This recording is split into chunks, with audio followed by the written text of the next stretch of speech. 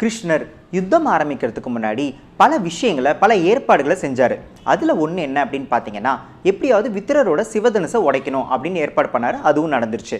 அதே மாதிரி சல்லியனை அவங்க பக்கமாக கௌரவர்கள் இழுத்துக்கிட்டாங்க. அது மட்டும் இல்லாமல் கிருஷ்ணர் அஸ்வத்தாமன் மேலே சந்தேகம் வர்ற மாதிரி நடந்துக்கிட்டாரு. அதனால் துரியோதனனுக்கு அஸ்வத்தாமன் மேலே சந்தேகமும் வந்துருச்சு. ஸோ இந்த மாதிரி பல விஷயங்கள் எல்லா பக்கமும் செஞ்சுட்டு இருக்கும்போது கர்ணன் விஷயத்தில் முக்கியமாக செஞ்சது என்னென்னா, அவங்க அம்மா யார் அப்படின்றத சொல்லிட்டு அவங்க அம்மா அமைச்சு வரத்தையும் வாங்கிட்டாரு. அதுக்கப்புறம் இந்திரன் அமைச்சு கவச குண்டலங்களையும் அவர் தானமாக வாங்கிட்டாரு. இப்போது அந்த கவச குண்டலங்களை வாங்கும்போது இந்திரன் என்ன நினச்சாரு அப்படின்னா, நான் யாருன்னு தெரிஞ்சதுக்கப்புறமும் நீ கவச குண்டலங்களை தானமாக கொடுத்ததை பற்றி நீ வருத்தப்படலை. அப்படி இருக்கும்போது எனக்கு ஏதாவது உனக்கு தானம் கொடுக்கணும், வரம் கொடுக்கணும் அப்படின்னு தோணுது. உனக்கு என்ன வேணும்னு கேளு அப்படின்னு சொல்லும்போது, அப்போது கர்ணன் சொன்ன விஷயம் என்னென்னா, இது பிஸ்னஸ் கிடையாது, நீங்கள் ஒன்று கொடுக்குறது நான் ஒன்று கொடுக்குறதுன்னு, நான் கொடுத்தது தானம், இதுக்கு நான் பரிசு அதுவும் பெற மாட்டேன் அப்படின்னு சொல்லிடுறாரு. அதுக்கு இந்திரன் இல்லைப்பா, நான் தெய்வம், அதனால் கண்டிப்பாக நான் ஏதாவது ஒன்று கொடுத்துட்டு தான் போகணும். நான் இப்படி வாங்கின மாதிரி எனக்கு இருக்கக்கூடாது. அதனால் உனக்கு ஏதாவது ஒன்று கொடுக்கணும்னு எனக்கு தோணுது. அதனால் என்னோட ஆசீர்வாதமாக எடுத்துக்கிட்டு உனக்கு என்ன வேணும்னு கேளு அப்படின்னு சொன்னார்.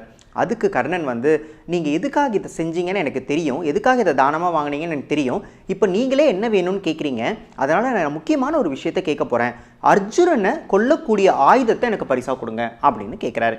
உடனே இந்திரன் என்ன சொல்கிறாரு அப்படின்னா, நிச்சயமாக அதுக்கான ஆயுதத்தை கொடுக்குறேன், சக்தி ஆயுதம் அப்படின்னு சொல்லிட்டு என்னோட ஆயுதத்தை உனக்கு கொடுக்க போகிறேன். யுத்த களத்தில் அர்ஜுனன் மட்டும் கிடையாது, உனக்கு எதிராக யார் இருந்தாலும் சரி அவரை உன்னால் கொல்ல முடியும்.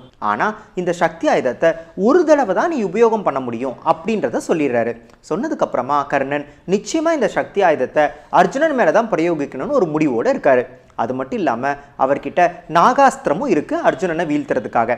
அந்த நாகாஸ்திரத்தை தான் ஒரு முறைக்கு மேலே உபயோகப்படுத்தக்கூடாது அப்படின்ற விஷயத்த நம்ம தானமாக வரமாக கொடுத்துருக்காங்க குந்தி தேவி கிட்ட. இதெல்லாம் நம்மளுக்கு தெரியும்.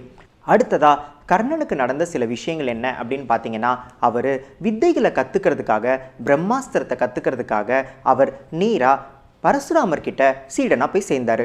பரசுராமர் கிட்ட தான் யார் அப்படின்றத வெளிப்படுத்திக்காம அவர் புனூல் போட்டிருந்ததுனால அவர் ஒரு பிராமணர் அப்படின்னு நினச்சி அவருக்கு அந்த சீடனை சொல்லிக் கொடுக்க ஆரம்பிச்சிட்டாரு. ஆனால் அந்த காலத்தில் சீடர்களாக யார் போனாலும் அவங்க பூணூல் போட்டுப்பாங்கன்றதுனால இவரும் போட்டிருந்தாரு. அவர் அது யாருன்னே கேட்காம இவர் பிராமணராக தான் இருப்பார் அப்படின்னு ஒரு முடிவுக்கு சொல்லிக் கொடுக்க ஆரம்பிச்சிட்டாரு. அவர் சத்திரியர்களுக்கு பாடம் நடத்த மாட்டேன் அப்படின்னு ஒரு சபதம் எடுத்திருந்தாரு அந்த குரு.